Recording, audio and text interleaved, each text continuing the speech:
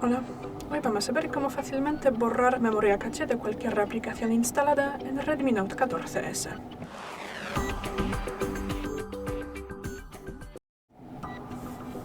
Abrimos los ajustes, bajamos y buscamos la pestaña Aplicaciones.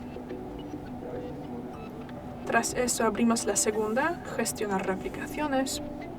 Y podemos hacerlo con cualquiera. En mi caso, yo voy a borrar la memoria caché de la aplicación del buscador Chrome. Pues entramos aquí, luego tendremos que acceder aquí al almacenamiento. Aquí tenemos nuestra memoria caché y si queremos borrarla, pulsamos aquí Limpiar datos y aquí pulsamos la segunda, confirmamos y ya es todo. Gracias por el vídeo, danos un like y suscríbenos. Hasta luego.